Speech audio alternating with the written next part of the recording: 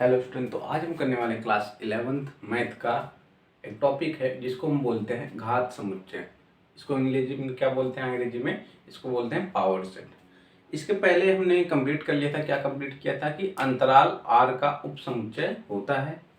ये टॉपिक इसके पहले लास्ट वाले वीडियो में हमने कंप्लीट किया था।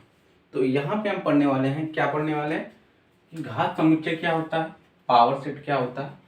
अब देखिए घात समुच्चय क्या होता है। जैसे कोई समुच्चय है, उसके अवयवों को लेकर एक एक समुच्चय बनाएंगे, उसके अवयवों से समुच्चय बनाएंगे और देखेंगे कि जो समुच्चय बना है क्या वो उप समुच्चय है जिस समुच्चय का हमने अवयव लिया था।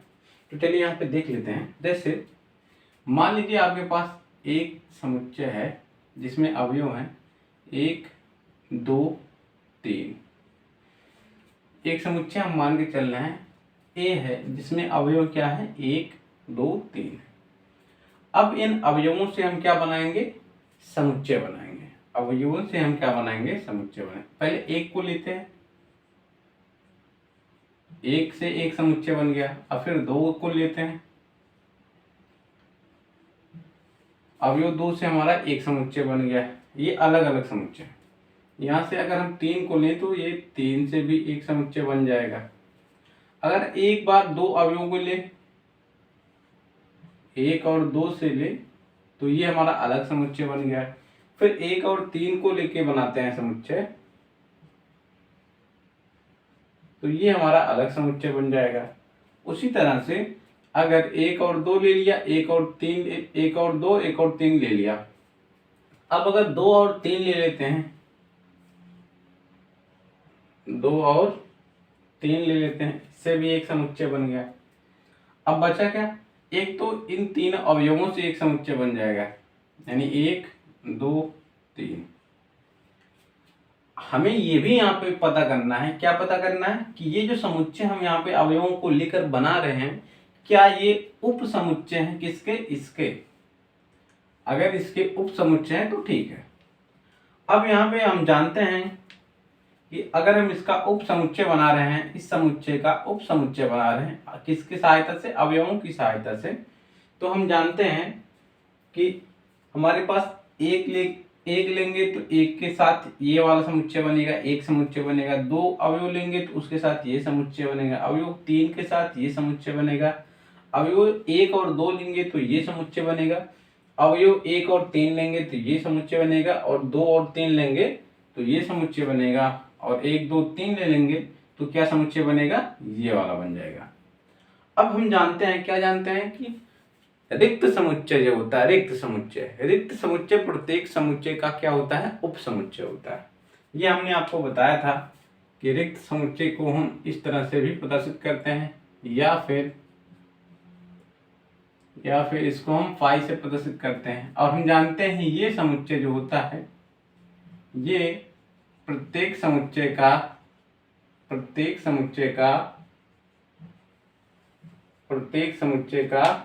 उप समुच्चय होता है। उप समुच्चय होता है। हम जानते क्या है कि रिक्त समुच्चय जो होता है वो प्रत्येक समुच्चय का उप समुच्चय होता है। इसका मतलब क्या होगा कि रिक्त समुच्चय प्रत्येक समुच्चय में उपस्थित होता है। तो यहां से एक समुच्चय हमारा और बन जाएगा, या फिर इसको लिखें ये हमारा रिक्त समुच्चय, या फिर हम फाई लिख देते हैं। क्या लिख देते हैं? फाई लिख देते हैं। तो इसके अवयवों से हमने कितना समुच्चय बनाया? उप समुच्चय बनाया इसका। इसके अवयवों से समुच्चय ए का हमने कितना उप समुच्चय बनाया? उप समुच्चय बनाया 1 2 3 4 5 6 7 8। या फिर ये या फिर ये दोनों एक ही है। तो हमने कितना समुच्चय बनाया इसकी सहायता से? 8 समुच्चय बनाए। कितने उप समुच्चय बनाए? 8 उप समुच्चय बनाए। तो यहां से जो घात समुच्चय की परिभाषा बनती है, क्या बनती है कि किसी भी समुच्चय के उप समुच्चयों की संख्या क्या होती है? घात समुच्चय कहलाते हैं। यहाँ पे हमने ए के कितने उप समुच्चय बनाए? 8 उप समुच्चय बनाए। तो ये हमारा क्या होगा? ये सब हमारा क्या होगा? घात समुच्चय होगा। किसका? समुच्चय ए का। तो घात समुच्चय क्या होता है, उसकी परिभाषा क्या होती है कि किसी भी समुच्चय के उप समुच्चयों की संख्या क्या होती है, घात समुच्चय कहलाते हैं। किसी भी समुच्चय के उप समुच्चयों की संख्या घात समुच्चय कहलाती है। तो इसको आप यहां पे हम अब क्या करेंगे, परिभाषा लिख लेते हैं। किसी भी समुच्चय के सभी उप समुच्चयों की संख्या घात समुच्चय कहलाती है। यहां से लिख लेते हैं,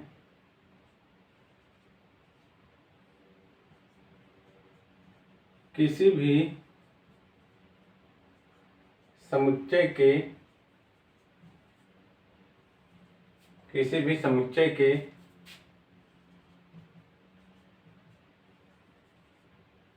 सभी उप समुच्चयों की संख्या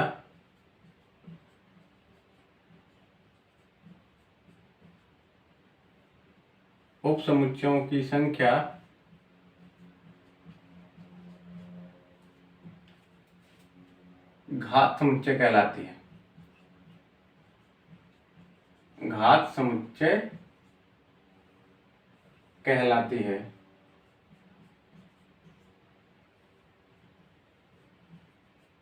किसी भी समुच्चय के सभी उप समुच्चय, ये समुच्चय हमने लिखा तो ये क्या है, सभी उप समुच्चय। अब उप समुच्चय क्या होता है ये मत पूछना भाई, इसको अच्छे से हमने बताया कि उप समुच्चय क्या होता है कि अगर ये समुच्चय है, इसका प्रत्येक अवयव इसमें उपस्थित है तो ये हमारा क्या हो जाएगा, उप समुच्चय हो जाएगा। किसका, समुच्चय ए का।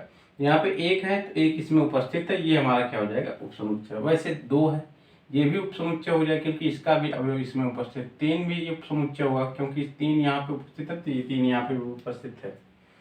वैसे ये भी उप समुच्चय होगा, ये भी उप समुच्चय होगा, ये भी उप समुच्चय होगा और ये भी उप समुच्चय होता। और हम जानते हैं फाई क्या होता है, यानी रिक्त समुच्चय क्या होता है, प्रत्येक समुच्चय का उप समुच्चय होता है। तो इसीलिए हमने यहाँ पे फाई लिख दिया है, यानी रिक्त समुच्चय लिख दिया है। तो यहाँ से हमने परिभाषा क्या लिखा, किसी भी समुच्चय के सभी उप समुच्चयों की संख्या, किसी भी समुच्चय के सभी उप समुच्चयों की संख्या हमारी क्या होती है, घात समुच्चय कहलाती है। इसको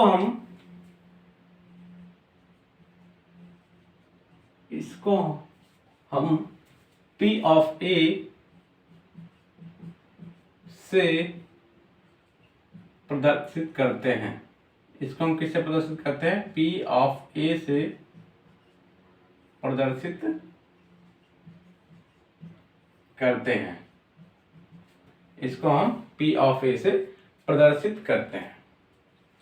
तो आप इसको लिखिए, इसके बाद इसका एक एग्जाम्पल यहाँ पे इसको लिख लीजिए कि कोई समुच्चय A है जिसके अवयव है 1 2 3, तब इसके घात समुच्चयों की संख्या ये हो जाएगी कि घात समुच्चयों की संख्या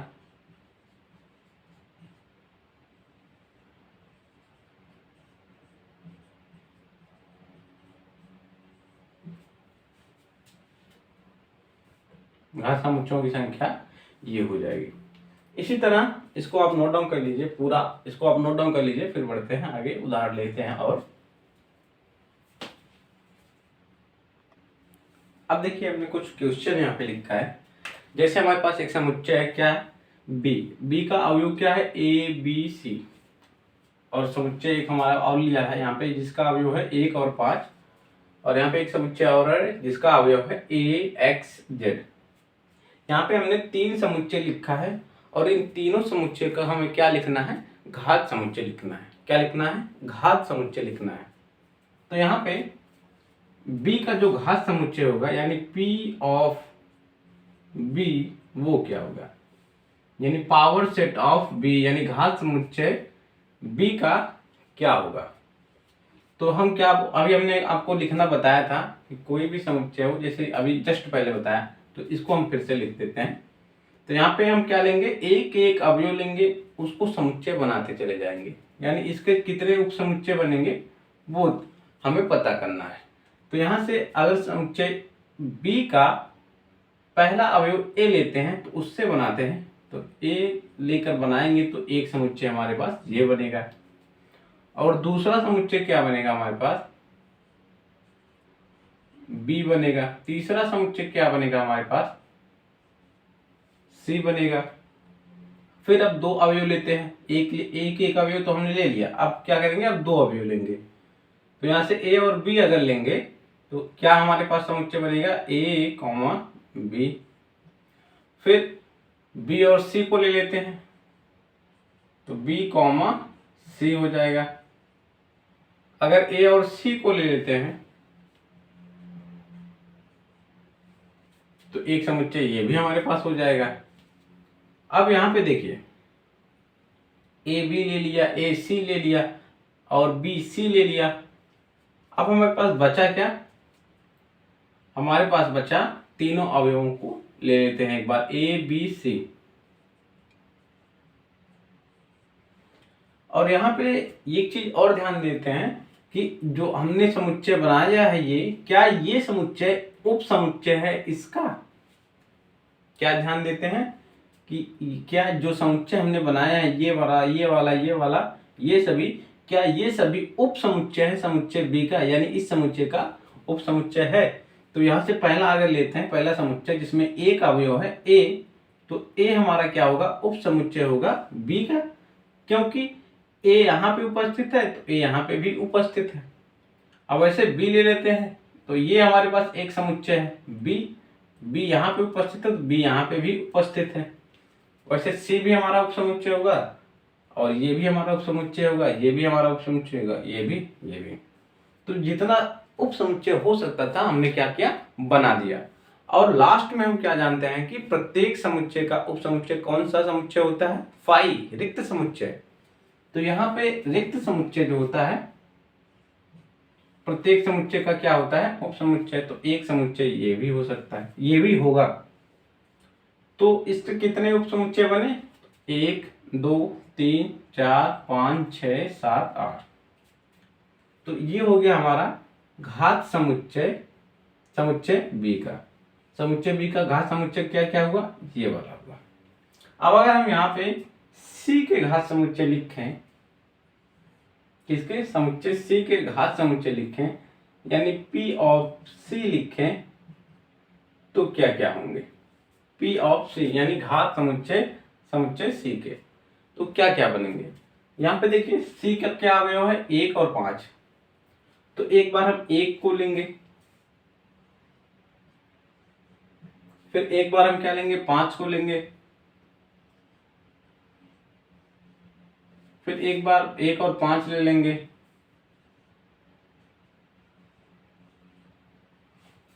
फिर अब इसमें से कोई अवयव ऐसा रहेगा ही नहीं जो यहाँ पे आ जाए, तो हमारा लास्ट में क्या आ जाता है, 5। तो समुच्चय सी का जो घात समुच्चय बना वो क्या क्या बना, ए वाला समुच्चय बना, ये वाला समुच्चय बना और ये लास्ट में 5। तो हमारे पास 4 घात समुच्चय बने हैं, किसके, समुच्चय सी के। अब इसी तरह से अगर हम इसका समुच्चय लिखें P ऑफ D, यानी घात समुच्चय D का, तो वो क्या क्या होगा, तो देखिए यहाँ पे एक एक अवयव लेंगे। समुच्चय D का जो पहला अवयव वो क्या है, A है, तो A को लेकर एक समुच्चय बनाएंगे। समुच्चय D का जो दूसरा अवयव है वो क्या है, X है, फिर क्या है, Z है, फिर A और X ले लेते हैं, फिर A और Z ले लेते हैं, फिर A और X ले लिया, A और Z ले लिया, X और Z ले लेते हैं,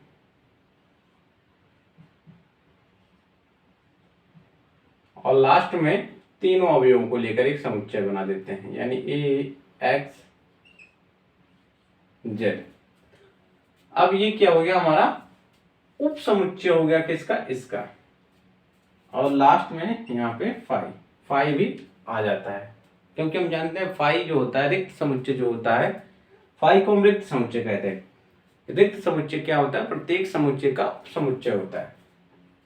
तो यहाँ से जो समुच्चय डी के जो घात समुच्चय बने वो क्या क्या बने, कौन कौन से बने, तो एक तो ये बन गया, फिर ये बन गया, ये बन गया, ये बन गया, ये बन गया, और ये बन गया, ये बन गया। तो कितने घात समुच्चय बने? 1 2 3 4 5 6 7 8, 8 घात समुच्चय बन गए हमारे पास समुच्चय डी के। तो इसी तरह से हम घात समुच्चय बनाते हैं। अब इनको आप नोट डाउन कर लीजिए। इसके बाद हम एक फार्मूला लिखवाते हैं आपको कि नंबर ऑफ घात समुच्चय यानी घात समुच्चय कैसे निकालते हैं, यानी घात समुच्चयों की संख्या कैसे निकालते हैं, उसको हम थोड़ा सा जान लेते हैं।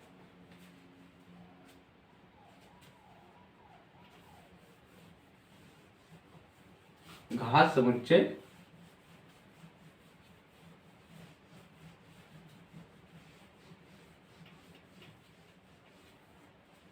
देखिए यहाँ पे एक फार्मूला लिखवाते हैं। अगर हमारे पास यदि किसी समुच्चय में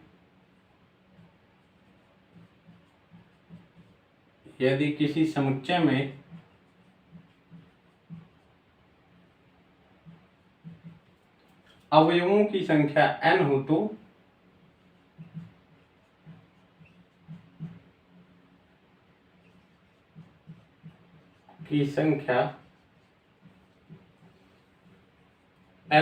तो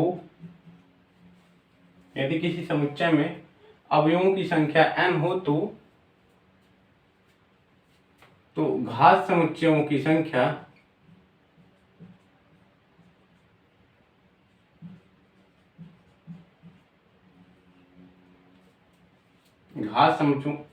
संख्या यहाँ पे m मान लेते हैं। m हो तो यहाँ पे m मान के चलें। किसी समुच्चय में अगर अवयवों की संख्या क्या हो, m हो, तो घात समुच्चयों की संख्या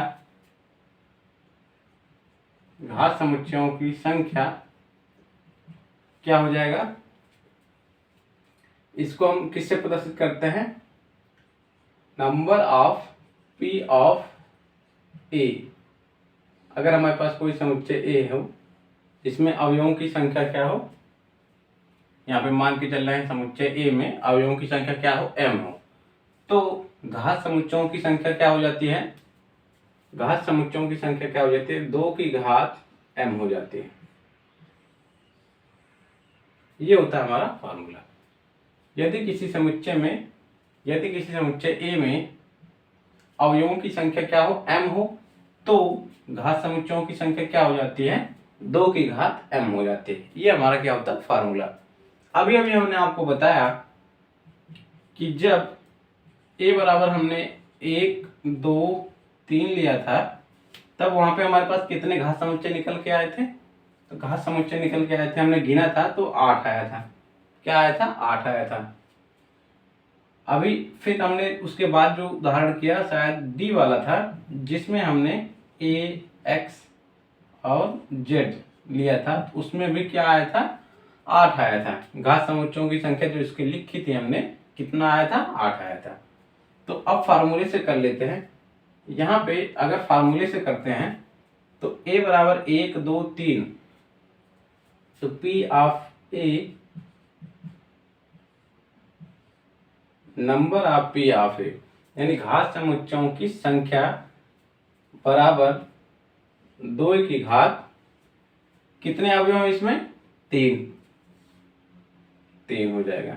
यहाँ पे लिखा है किसी समुच्चय A में अवयवों की संख्या m हो तो, अगर यहाँ पे समुच्चय में अवयवों की संख्या कितने? 1 2 3, तो 2 की घात 3 उतने अवयव उतने उसके हम घात समुच्चय बना सकते हैं। तो 2 की घात 3 मतलब 8। तो फार्मूले से भी हमारा क्या आंसर आया? सेम आया है। और यहाँ पे एक समुच्चय, इसको भी ऐसे सॉल्व करेंगे तो number of p of a बराबर हो जाएगा 2 की घात 3 बराबर 8, क्योंकि यहाँ पे भी अवयवों की संख्या क्या है? 3 है। तो m बराबर क्या हो जाएगा हमारे पास यहाँ पे? 3। तो 2 की घात 3 बराबर 8। वैसे यहाँ पे m बराबर क्या हो जाएगा? 3, क्योंकि अवयवों की संख्या क्या है? यहाँ पे m है, तो यहाँ पे अवयवों की संख्या क्या है? 3। तो m बराबर क्या हो जाएगा? 3 हो जाएगा। अब इसी तरह से एक समुच्चय हमने और ले लेते हैं। यहाँ पे मान लेते हैं डी डैश एक समुच्चय है जिसमें अवयवों की संख्या है 1,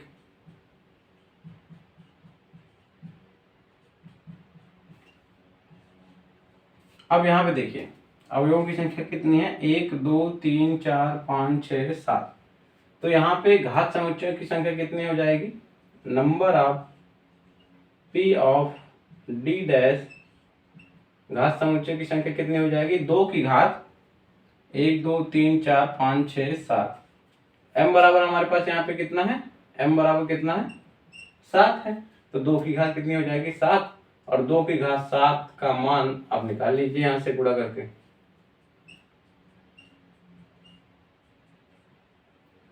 3 3 6 1 7। तो 2 दूना 4, 4 दूना 8, 8 दूना 16, 16 दूना 32, 32 दूना 64, 64 दूना 128। 128 उप समुच्चय बनेंगे इसके, डी डैश के समुच्चय डी डैश के कितने उप समुच्चय बनेंगे, 128 उप समुच्चय बनेंगे।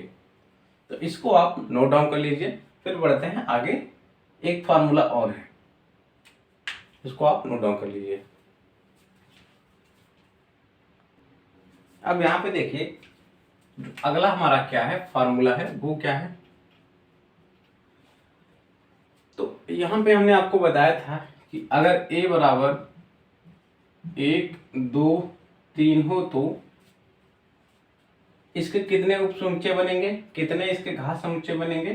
तो यहाँ पे हमने बताया p ऑफ a,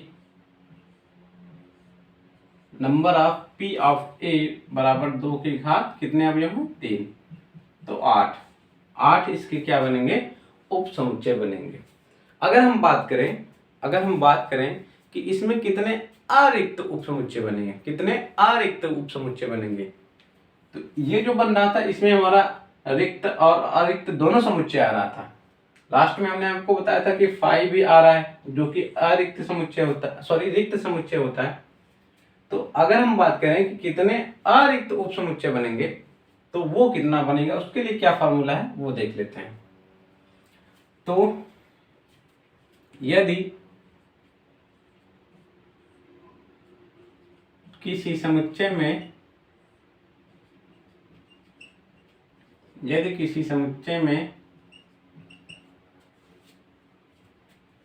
अवयवों की समुच्चय A में, मान लेते हैं कोई समुच्चय A है, A में अवयवों की संख्या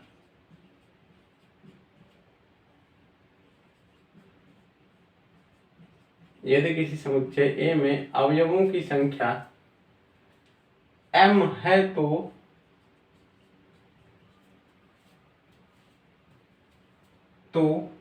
अरिक्त उप समुच्चयों की संख्या, तो अरिक्त उप समुच्चयों की संख्या कितनी होगी, तो अरिक्त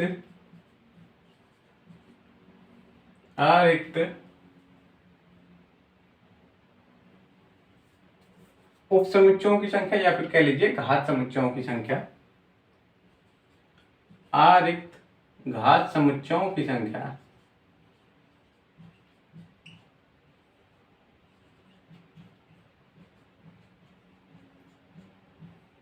अरिक्त घात समुच्चयों की संख्या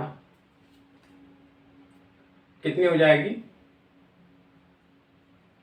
अरिक्त घात समुच्चयों की संख्या number of p of a वो कितना होगा, 2 की घात m-1। ये होता है हमारा फार्मूला कि नंबर ऑफ अरिक्त घात समुच्चयों की संख्या, यानी किसी समुच्चय A में अगर अवयवों की संख्या क्या हो, m हो, तो अरिक्त घात समुच्चयों की संख्या जो होगा उसके लिए फार्मूला होता है 2 की घात m-1।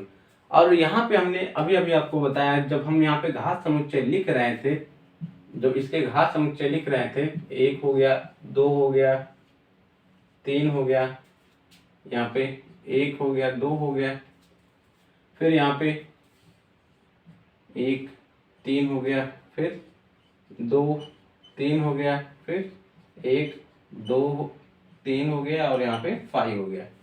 तो ये हमारा इसका क्या है, घात समुच्चय है।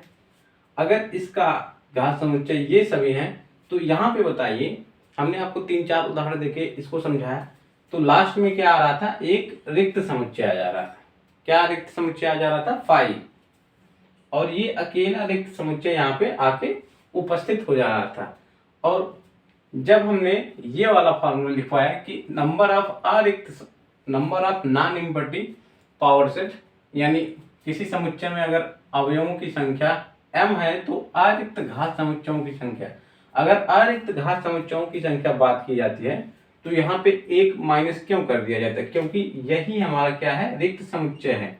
और हम बात कर रहे हैं यहाँ पे अरिक्त उप समुच्चयों की संख्या। क्या बात कर रहे हैं, अरिक्त उप समुच्चयों की संख्या, तो यही यहाँ पे माइनस कर दिया जाता है।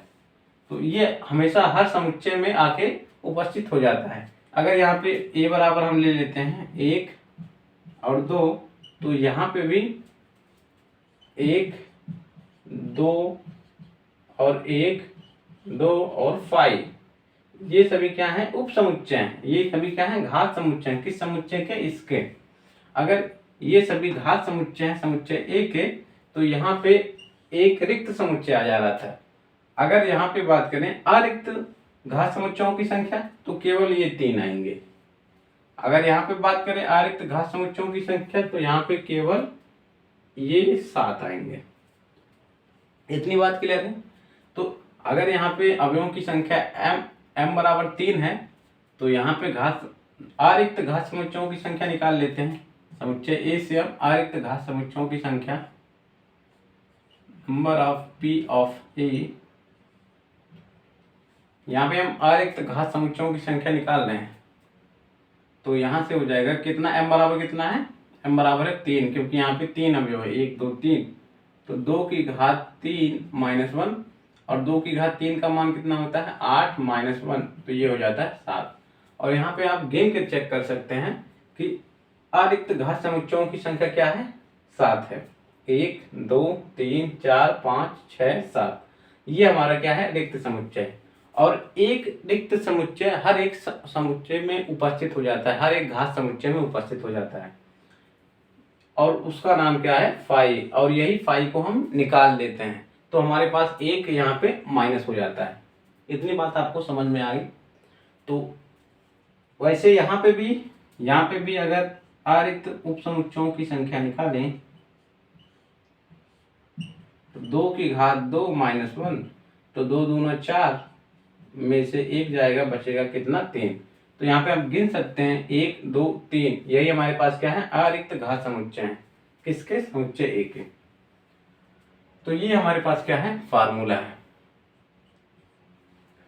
तो यहाँ पे घात समुच्चय क्या हो गया, कंप्लीट हो गया। मिलते हैं आपसे नेक्स्ट वीडियो में, और जाने से पहले हमारे चैनल को जरूर सब्सक्राइब कीजिएगा, और वीडियो पसंद आए तो लाइक शेयर जरूर कीजिएगा। Thank you.